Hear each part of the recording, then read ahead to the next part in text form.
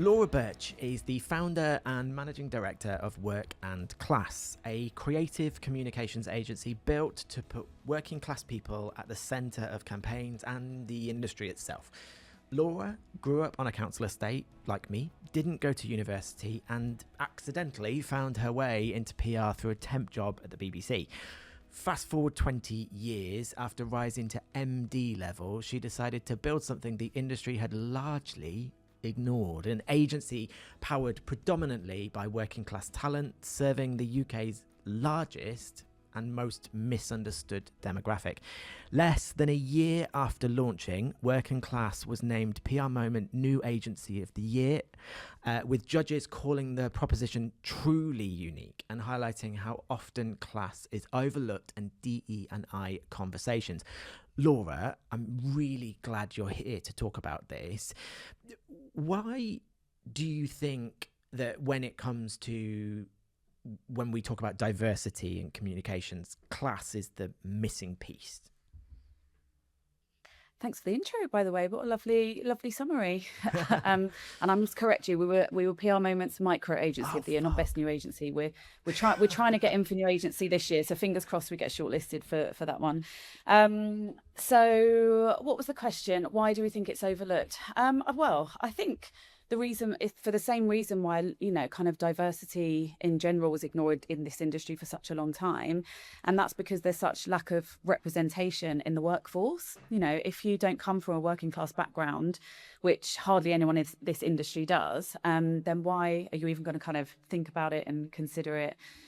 And often, it's something that's less visible. It's something that people kind of try to hide and suppress. Like, when I did find myself accidentally at the BBC in the press office for BBC Worldwide way back in the day, because I'm very old now. I didn't meet many other people that were like me, that had come from council estate backgrounds. And so I felt very much like I had to hide that. So, I started to kind of try and sound a little bit posher, like especially when you're kind of speaking to journalists on the phone a lot and they wouldn't take you seriously unless you sounded a certain way. And I certainly didn't feel like I could very openly talk about, the fact that I come from council estate and my dad had been to prison and, all of these experiences that I'd had that made me feel quite different to everybody else. Seeing some things in the subsidised canteen that I'd never seen before and, was expected to kind of eat. I was like, I don't know what this is. Because it just wasn't stuff that I'd been exposed to. So it makes you kind of, suppress it a little bit. And it took a very long time for me to feel like I could start being open about who I was and what my background was and bring some of that into the workplace. And I think it's only when you start doing that that you start to realise, or other people start to realise, that it's an issue, that actually, God, yeah, now you mention it, there aren't really very many people from those backgrounds in this space, are there?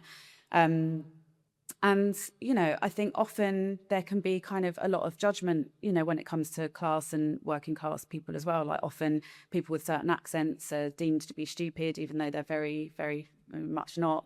And I think, it's only recently that people have started to understand the richness that you can bring to creativity by bringing lots of different life experience and points of view into the mix. So, yeah, I think it's that kind of like lack of visibility and lack of representation on the inside that has meant that it's just not really been a focus of the industry. I remember when I first started, it's funny, I kind of laugh about it now, but it is a bit sad. Like, I'd never been to Pret. I'd never heard of Pret. And I called it Pret a manga because I'd never been exposed.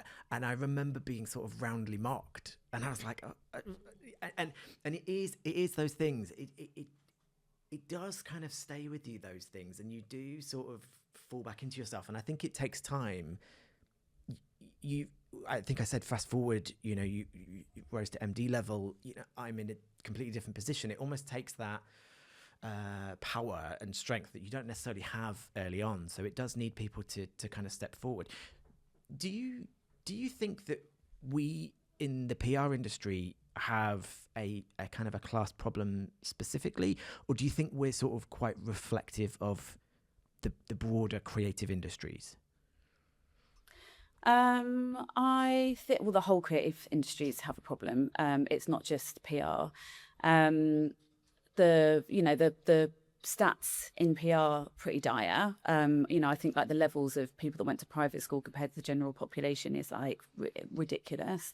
But it's a problem across the whole of creative industries, and some of them are even way worse than PR. So I think in like TV and film, in front of and behind the scenes, there's something like 8% of people from working class backgrounds. Like, that's like, how can that be when 50% of the population is working class? I think in like visual arts, we like museums, I think it's something like 5% of people from working class backgrounds. So, PR, I think is around the 20% mark. The latest, it's not always captured, but I think the latest study from CIPR said it was like 20 or 21%. So, it's kind of nudging a bit closer to that 50%, but still a very, very long way off. So yeah, it's not a problem that is particular to PR. It's across the whole creative industry, which is a real shame, because the input that people from working class backgrounds can have into creativity and just make the work and the output so much better, so much more interesting. I think we're missing a trick. Apart from the fact that it's the right thing to do, I think we're just missing a trick on bringing in those perspectives. Why do you think that, we in PR, we talk a lot about understanding the public, audiences, authenticity, all of these kind of phrases and words that we just, annoyingly, they get stuck here and they come out all the time, right? But why are we still so socially narrow when it comes to what we put forward? I think, I think we all, naturally have a bit of affinity bias. You're kind of drawn to people like you, things like you, experiences that are similar to the experiences that you've had. And when you have, a group of people in a room coming up with ideas, and they've all had very similar life experiences, similar backgrounds, then that is what you're going to kind of feed into the work. So I think it all goes back to that same point around representation. And I think often what can happen then is that when teams do start thinking about, maybe we do need to, maybe think about different demographics as part of this. Like, if they haven't got people from those demographics sitting in the room, they might have the best intentions, but often the work that they put out is a bit kind of, I don't know, it might be caricaturing working class people. It might be kind of judging them, assuming that they're all kind of like, kind of poor and miserable in their representations, which, kind of happens a lot on TV. So yeah, it's just that I think that kind of narrow life experience then kind of comes through into the work. Also, it's not just something that happens at agencies, it's something that happens client side. So, one of the reasons why I was compelled to actually finally do something about this and set up an agency that's really focused on this issue is because I looked back. I've been doing the job for like 20 years at this point, and I looked back and I tried to think about the number of briefs that I'd had land on my desk that asked me to think about any audience other than people with high disposable income who live in the southeast of England. Obviously this wasn't said, but they meant white. Yes. And it's kind of it has to basically like white rich mums who have loads of disposable income because they're the ones who decide how to spend the money in the household. And I was just like, this isn't okay. Like the backgrounds that I came from, like, when you talk about working class communities, it's very broad as well. When you talk about 50% of the population, some people, too many people are living below the poverty line, but a lot of people aren't living below the poverty line, are starting to do all right in their jobs. They've got a bit of disposable income. They might have like less high rents or high mortgages than other people. And they are spending their money every day on things like, the weekly shop, going to the cinema, days out with their kids, clothes, like, God forbid they even like buy some luxury sometimes. Like, it's, these people are spending their money, and I believe that they brands should respect that, and I think you're more likely to spend money with a brand or an organization or a service that actually makes an effort to connect to you and that understands you, instead of brands consistently chasing this very one-dimensional consumer that they think has loads of money. So yeah, I think a lot of it comes from clients as well, and what clients are, where they put the most value. And, you know, as agencies, we respond to that. Sometimes we challenge it, but most of the time we're like, okay, great. They've done the research into who their audience is. That's what we have to build a campaign around.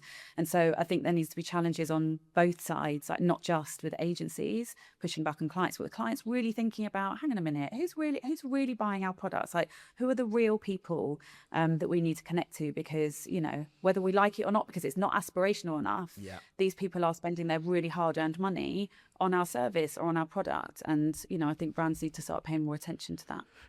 So in terms of, I don't want to kind of put you on the spot in terms of practicalities, but if, because I agree, I absolutely agree with you in terms of the brief, and it's the same thing that we see. You know, you see those pen portraits of this is Susan, and she does, you know, you see all of those things, and it's deep dive. It's probably costs an awful lot of money to get to that point, but actually it often misses a huge amount of the population.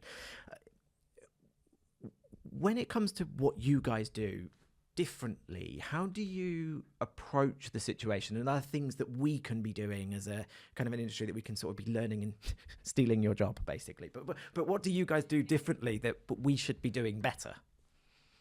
Well, I mean, first of all, we have that representation in-house, not just, you know, in-house with our team, but also with the partners. You know, we're still very new, so we're you know, we're a really small team, but we have a really, really trusted network of freelancers and partners that we work with all the time, depending on the brief, who are from working class backgrounds and very diverse working class backgrounds. Because that's the other thing about class, is that, you know, it's such a huge part of the population when you're talking about working class communities, that it's so diverse, and there's, you know, so much intersectionality within that we have to think about as well. So we make an effort to make sure that, like, you know, whether we're bringing on a designer or a strategist or a creative or, you know, or a publicist, that they are from a working class background that is relevant to the brief and the work that we do. Because through that, by having that representation, you just end up getting these like little, you know, kind of insights and, you know, kind of jumping off points that you just might not think about or consider if you haven't, you know, lived, you know, experienced life in that way. The other thing that we have is we've developed a community insight model called the sounding board, because again, like, we're aware that, you know, even if we have brought on a load of kind of consultants and freelancers to work on a particular project, or even if our team grows, say we end up being 100 people in the next few years, that's still only 100 people. And so, you know, we know that it's really, really important to make sure that we are reaching the specific communities that, or resonating with the specific communities that a brief might relate to. So we have this community insight model where we can take, you know, a number of people that with, you know, very specific characteristics, and test ideas with them, get insight from them, and we kind of draw a different panel depending on what the task is and what the brand is and who we want to reach. So I think it's just all about getting yourselves out of that, you know, box that you know, you'll find yourselves in. Only a couple of people in the agency can come up with an idea or whatever it might be. It's like, let's get the perspectives of real people and understand what they want to see or what they understand about a brand or how they might be living their life that we can relate to. So I think it's just, you know, it's that input. And to do that, there's lots of things that agency, you don't have to be an agency that, you know, if we are the only agency that ever focuses on, you know, hiring working class people, then, like, we're not going to achieve our objective of making this industry more diverse, more class diverse. That we need other agencies getting in on this. And there's lots of things that people can do. You know, you can have internships and work experience programs exclusively for people from working class backgrounds. You can look at posting jobs in places that you wouldn't necessarily expect. Like, if it's an entry level job, why not post it in the job centre? You know, look for communities like Common People, that I think you and I are both part of, like a creative mentor network, are amazing for finding, you know, kind of young talent that are looking to find a way into the creative industries, who are all from working class and other underrepresented backgrounds. So, you know, there's lots of ways that you can increase that pool. But that for me is like the number one thing that people can do better, is just increase that representation on your teams, within your partners, within your suppliers as well. Like, we're really, really careful to work with, as much as we can, work with suppliers who represent, you know, diverse audiences as well. Like, you know, kind of different types of working class founders, Black female founders of other agencies and partners that we work with. I think it's just, you know, it's giving those opportunities to people that otherwise don't get those opportunities, to help you expand the way that you think and the way that you deliver. Agreed. It feels difficult at times. I always joke about, and I shouldn't, because it's with good intentions. I always joke about we were put onto we did some work, and then we had to fill out. You have to fill out all of the forms, the finance forms.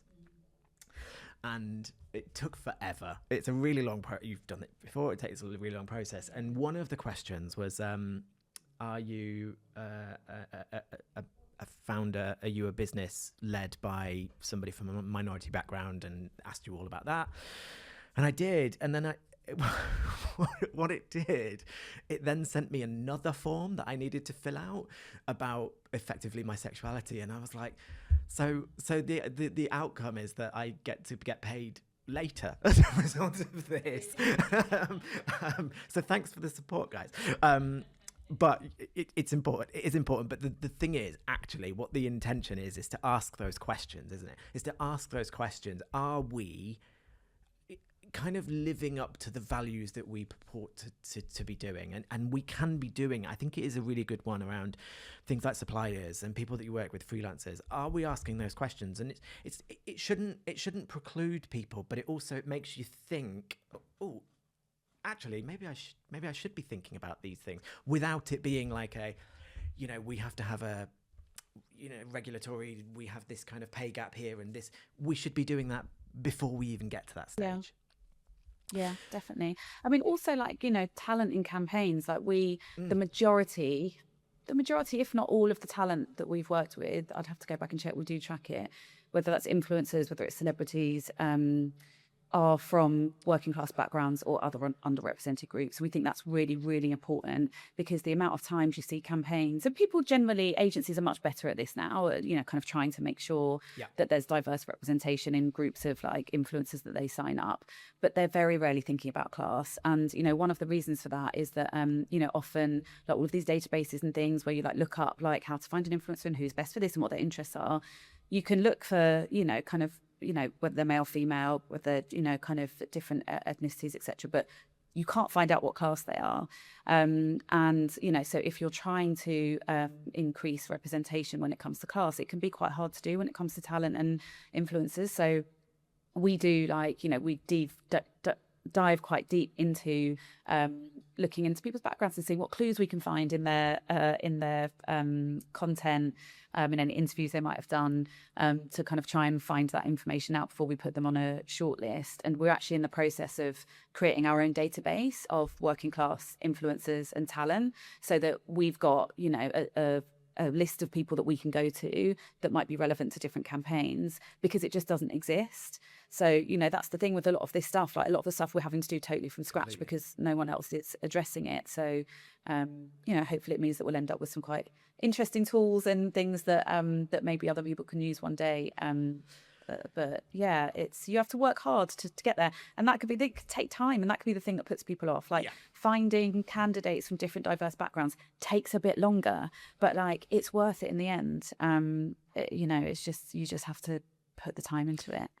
What has you work with some amazing brands and organizations and just groups that are just doing really cool things in like music and creatives. What has kind of not necessarily industry, but more sort of prospect client reaction been to this? Have you had any, I don't want to say pushback, but have you faced any barriers or bits that you weren't necessarily expecting? Not so much with the clients that we've signed up in the first kind of year and a half, coming up to 2 years now. We haven't necessarily had to fight that hard to get noticed by, because they we still have to like fight hard to convert the work and win the work. Of course. But the kind of brands that we've worked with have been attracted by our our proposition, and know that they need to do more work in this space, and are actively looking for, in the same way that we're talking about trying to find suppliers, that fit into that. Some brands and charities are actively looking for that. And so, we have naturally had, brands and charities gravitate towards us because they share our values. And so that's been like really, really lovely. We've worked with like The Big Issue, Oxfam, Greenpeace, icelolly.com, Mountain Warehouse, Youth Music.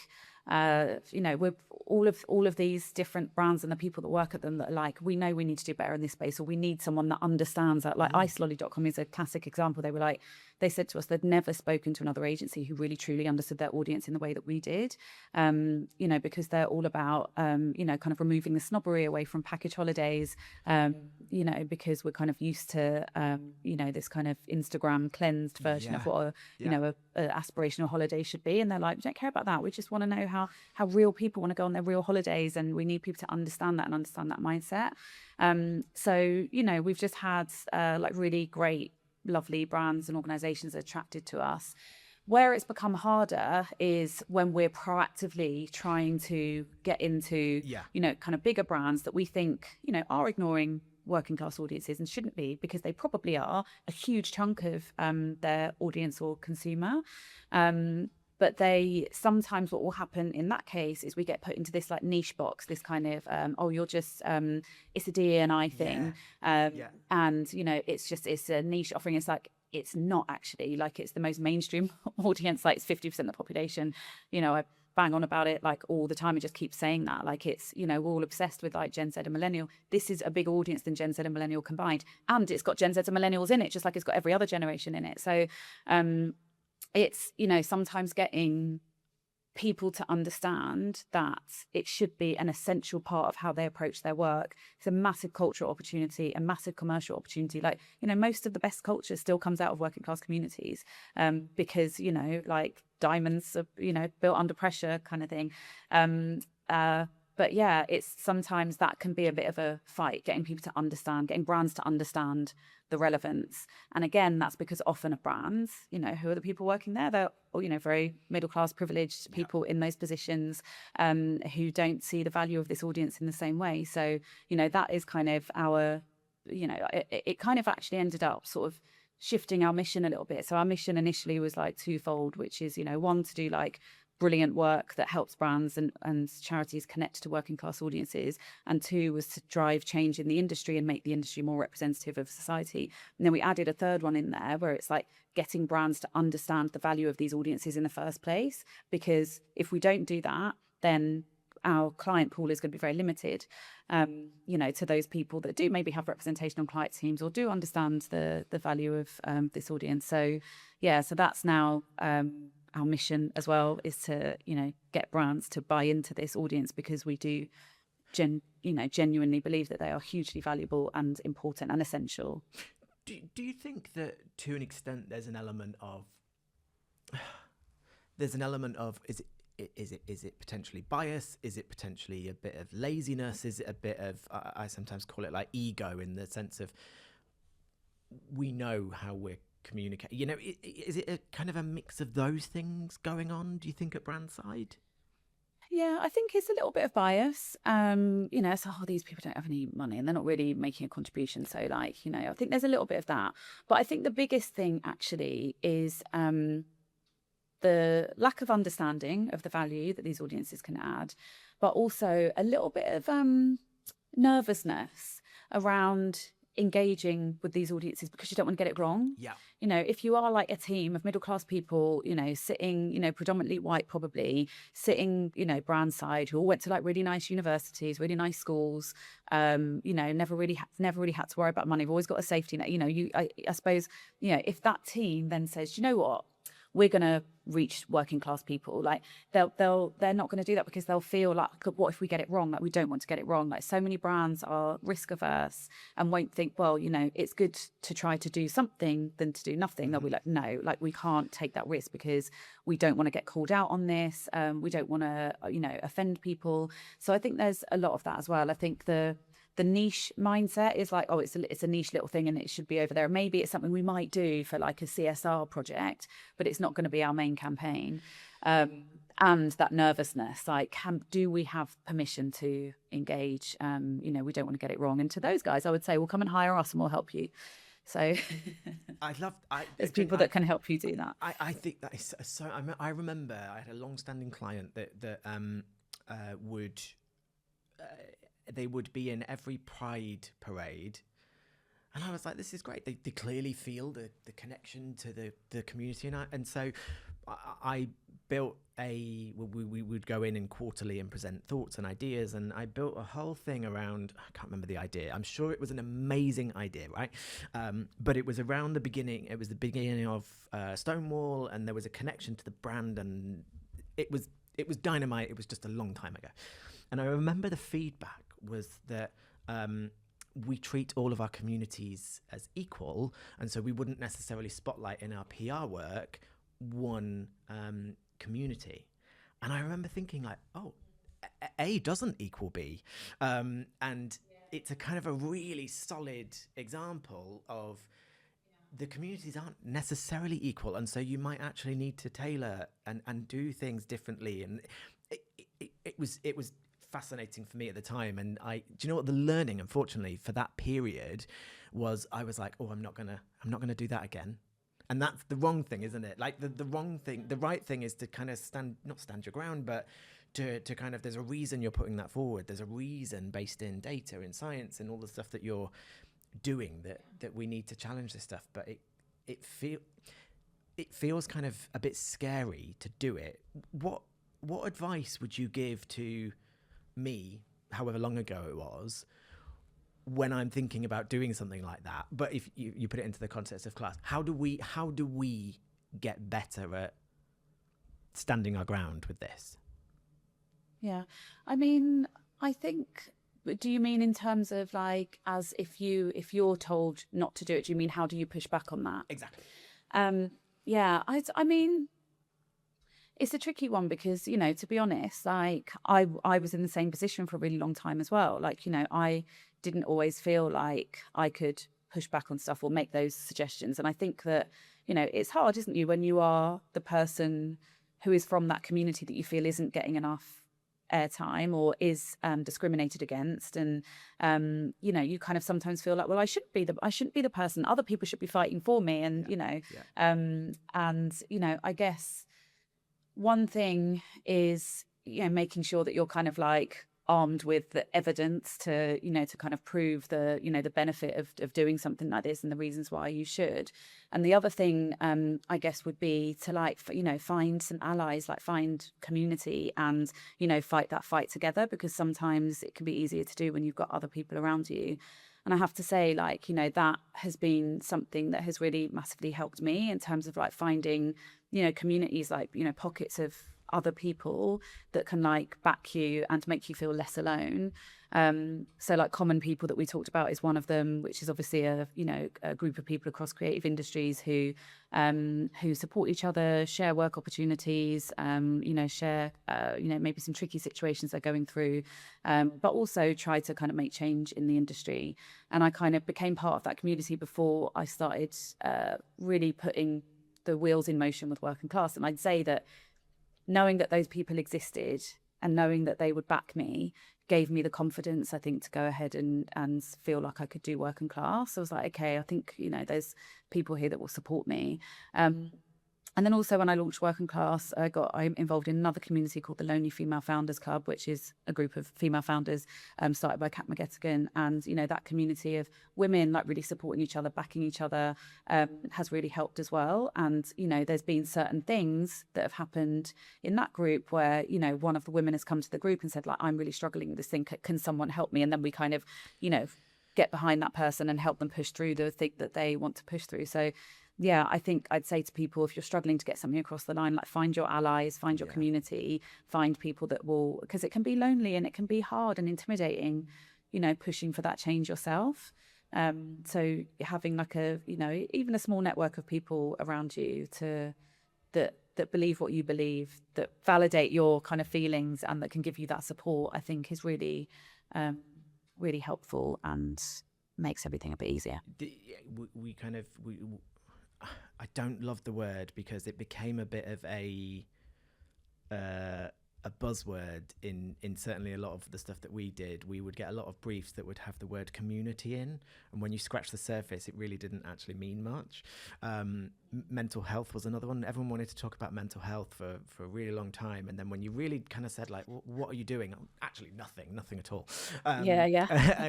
We just love it. I mentioned it a few times. Yeah, but it is the genuine community that you can build on things like this is really important. Having those people that you can just sort of like bounce ideas to and just actually say like, this is hard. How do what somebody else saying, do you know what, I've gone through the same thing and what I did was this and this. It might be wrong for you. It might be a completely different thing.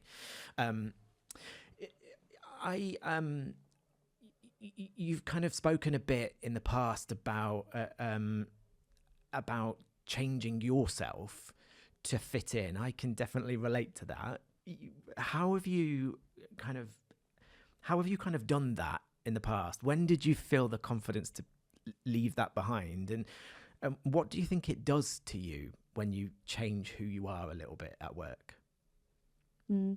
I think it's, when I first started at BBC, like I said, and by the way, like the people I worked with were really lovely. Like it kind of wasn't like anything they were forcing me to do. It was just me finding myself in that environment and feeling like, oh God, I'm going to stick out like a sore thumb. Like I need to, try to fit in. And then even subsequently, when I moved to agencies after that, like, I don't know, people would talk about, like, I didn't go to university and I actually, and it was never bothered me until I found myself in the workplace where everyone had been to university. And then I found it really embarrassing. I was like, oh God, like, does that mean that everyone else is cleverer than me? And like, I don't have a right to be here because they've all like studied to be here and I haven't. And people get talking about what their dads did for a living, what their parents do and stuff, and I'm like, I've got all these people whose like dads are like CEOs or like hotshot agents or kind of, and my dad was a criminal. Like I sometimes those conversations would happen and I'd be like, oh God, I just want the world to swallow me up. And so I would sort of like change the subject. So there's a little element of like just feeling like just a little bit uncomfortable, not all the time. Like I also even at agency side had loads of great friends at agencies, like, had generally, a great time and great experience on the whole. But, there were just kind of little shades of feeling like I just never quite feeling like I fit. And then I'd say it all kind of really started to change when I moved to my last agency, Inkling Culture. I was there for 10 years. And that's now it's folded into 8 and 4. It doesn't exist in the same way, but I got hired. There were 2 male founders at the time and they gave me a job as head of PR. And I was like, I felt so validated just having this job as head of PR. I was like, oh my God, I'm like head of something. Like they believe in me enough to, like, I had the interview, they offered me the job within 5 minutes. And then actually I had a little moment where afterwards, after they offered me the job, the recruiter called me and he was like, oh, they've offered you this job, but I just wanted to check because there was a little bit of missing information from your application. Like, what qualifications do you have? Like, where did you go to university? And I lost my shit at him. I was like, I've been doing this job at the time. I was like, I've been doing this job for over 10 years. I got offered this job on my, on my hard work and achievements that I've had in my role. Why does it matter if I went to university or not? And he went, oh, no, they haven't asked that. That was me. I just wanted to check I wasn't missing any information. I was like, oh my God, I'm so sorry. I obviously had like a chip on my shoulder about it and was like, I felt really bad. But when there was a head of PR and they just put so much trust in me, they were like, this is your team. You grow your team however you want to grow it. That it was probably the most class diverse place I'd worked up till that point.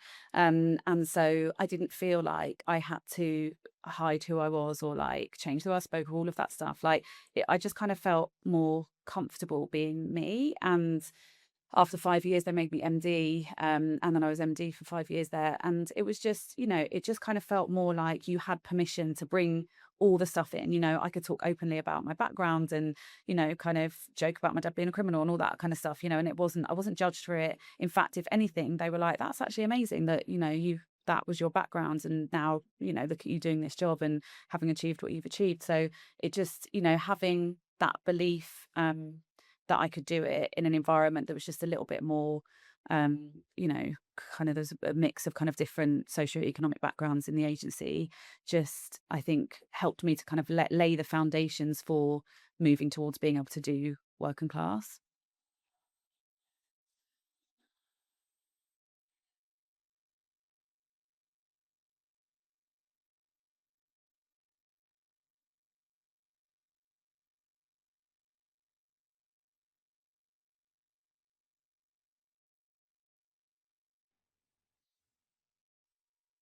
You mean somebody from a working class background? Coming, yeah, yeah. I would say, you know, kind of think carefully about the kind of agencies you want to apply for. Like, have a look and see, you know, which agencies or brands actually make an effort to include a socioeconomic diversity as part of their D&I programs, because then you're more likely to find some of your people, and it makes it feel like a much less alienating experience. And it also means that you feel that you have the confidence and permission to be who you are and not have to suppress anything, because you know that it's encouraged in that space. Because there are still an awful lot of agencies where, you know, it's not just very middle class but actually very posh.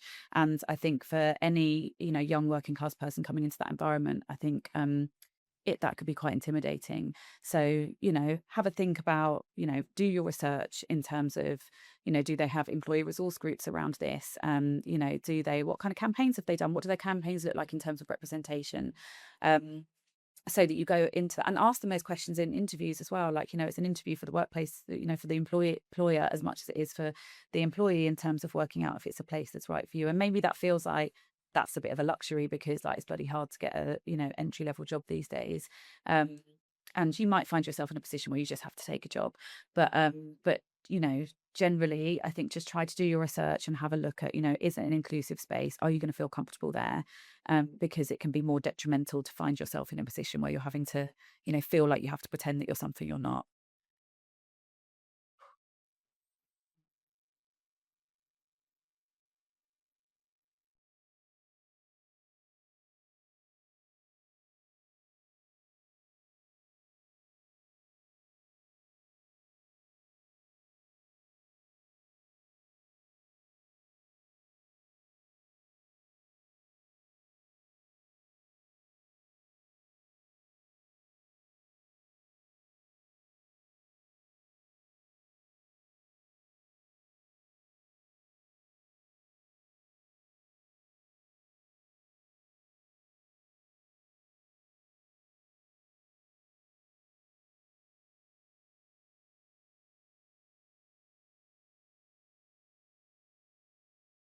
Well, do you know what? We haven't won councils, and I tell you for why.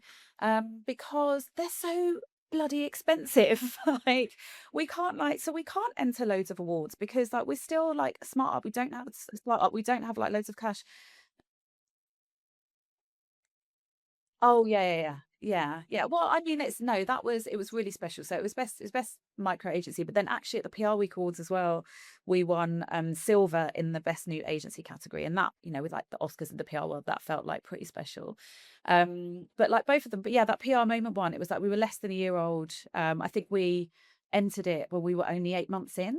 And then the ceremony was like we were just hit a year, I think. And it felt incredible. It was like, you know, we were going into that, you know, when we wrote the entry and we were like, look, we're 8 months in and we've delivered brilliant work for Sky, who was still on the roster for the big issue. We'd just done their, you know, it was meant to be like kind of PR and concept campaign. It ended up being their Christmas ad.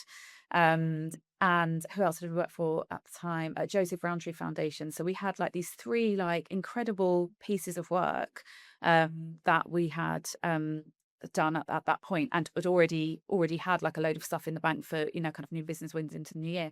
And it just felt like so validating. It was like, you know, because it's quite scary, you know, coming up with this idea and doing it. It's like, is it going to land? Are people going to like, you know, buy into this? Are we going to make any money? You know, is anyone going to want to work for me? And it just felt in that moment just like really, really validating. It was like, okay, so maybe there is something in this. And, you know, and also maybe the industry is ready to hear this, because you know, it's it that the fact that, we won that award and that we're winning this work, I think it just goes to show that, when you do center these audiences, you can still succeed. So yeah, it was really exciting, and I got very drunk.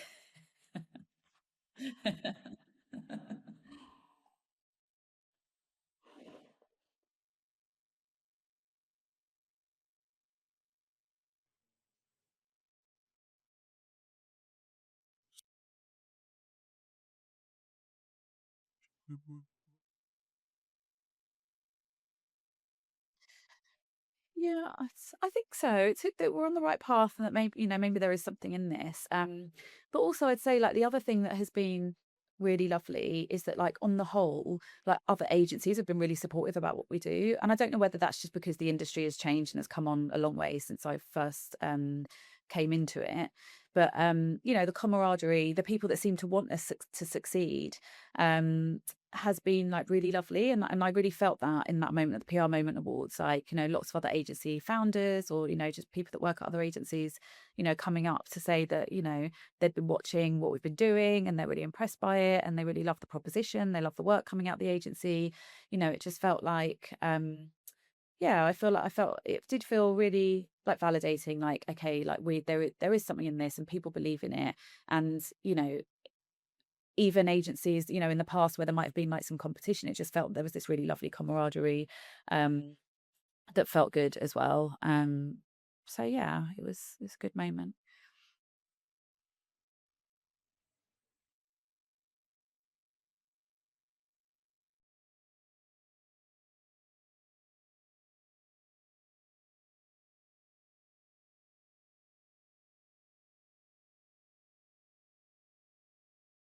Well, I hope so. I mean, I hope it doesn't do it too quickly, otherwise I won't have much of a point of difference. Only, only joking. No, like, genuinely, like, for me, success isn't just about the commercial success of our agency. It is about whether we do actually kind of genuinely help to contribute towards. Obviously, we're not going to be the ones making all the change. There's lots of other people doing great things as well. But I would love it if, in 10 years' time, we look back and realize that actually, like, we look around us and we go, it's not that different now. And now we're just, one of a number of other agencies just doing great work, and, making enough money to keep the lights on, kind of thing. So, one of the things I want to do more of is collaborate with more agencies to do this stuff, over the next year. And, like, we've conversations that we've had already, we're kind of starting to do that. So one thing that obviously you've been involved in as well is this working options partnership, that we have with Common People. Working Options is a education charity. It helps young people at school find pathways into jobs. And we launched a partnership with them last year to get working class creatives doing talks in schools, and we've committed to trying to reach 100 of those over the academic year, so that young people, in state schools in predominantly working class areas, can see people like them who have succeeded in creative careers. And then, as a spin-off from that, we hosted an event called Common Access, where we had a panel of working class creatives talking about their background, their pathways into their career, and then a networking event where young working class school kids got to network with people in creative industries. And we ended up doing that in partnership with Fleishman Hillard. That wasn't the initial plan, but they ended up, we had a bit of an issue with the venue, and they stepped in, gave us their, like, beautiful rooftop restaurant in their building. And so, that was like some interagency collaboration. Other people from different agencies, including Kindred, and, lots of other PR agencies that came along. So, that's a good example of how, a lot of agency people might have come along to that and then thought about afterwards how they might start to integrate this into their own work. You're doing some of those, an event now in Manchester that's following the same theme. Greenhouse PR are up for doing one in Bristol. So, I think that interagency collaboration is where we can really, really change things in the industry. And yeah, I'd love to look back in a few years and think, like, actually what we do now isn't that different, and that's a good thing. And now we just have to just do really, really good work that stands out, as well as, because we've ticked one of the objectives.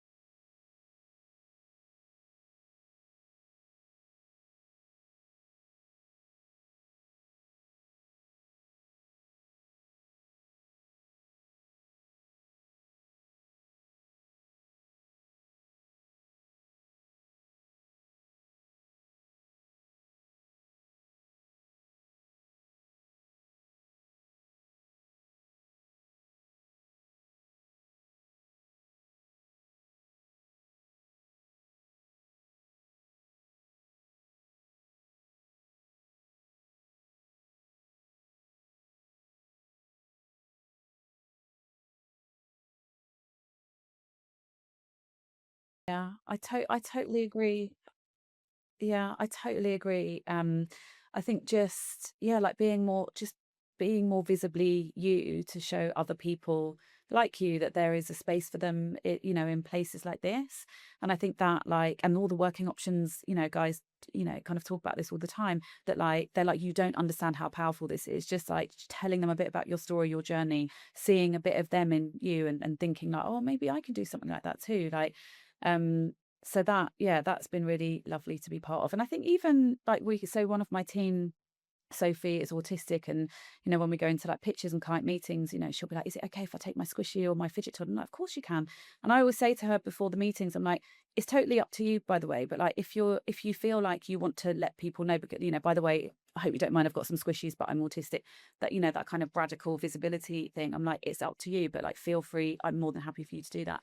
And we went into one meeting with our client at the time, Sport in Mind, and we were presenting like kind of next round of plans. And it was quite a big meeting. She did a really good job of presenting. She had her fidget toys and stuff. But Sophie had to leave the meeting early because she was coming back here to the office, and she was doing a presentation on, how to support autistic colleagues in the workplace.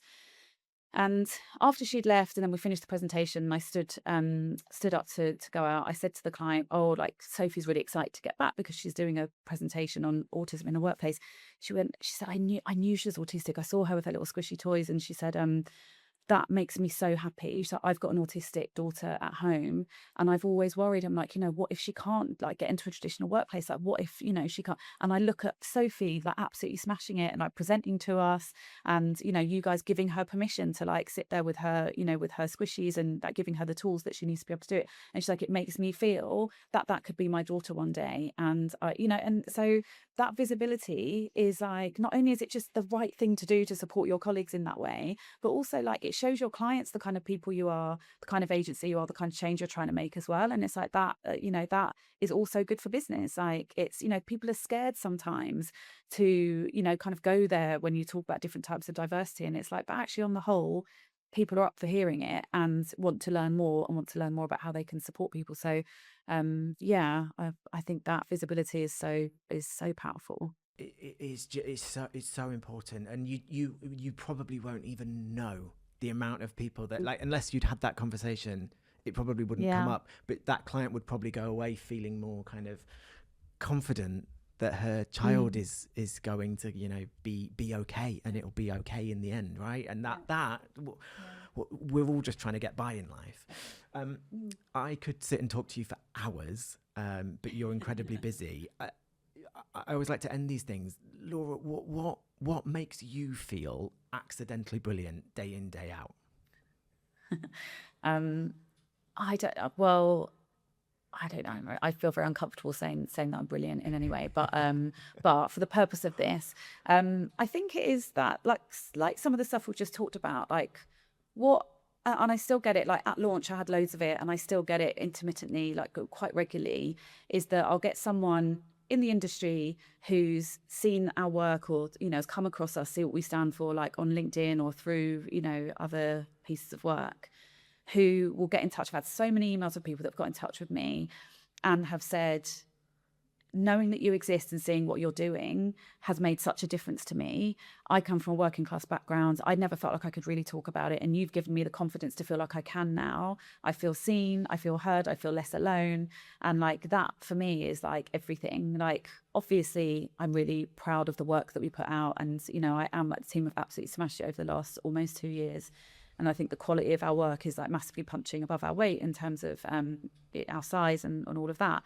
But the stuff that makes me feel accidentally brilliant is that stuff, like the difference you make on an individual level, of people that reach out and just say like, thank you for existing because it's made such difference to me. So yeah, that's I agree. probably the I best bit. concur with that. That's exactly the journey that I went on when I saw you guys. I was like, this is it. It doesn't exist currently, and I've always felt that little bit left of center and a bit like Mm. out of the loop. Mm. So yeah, I'm going to overrule you and absolutely say you are brilliant, mate. So yeah, Oh, you'll have to thanks. deal with it. Laura, thank you so much for coming on. Thanks for having me. It's been lovely.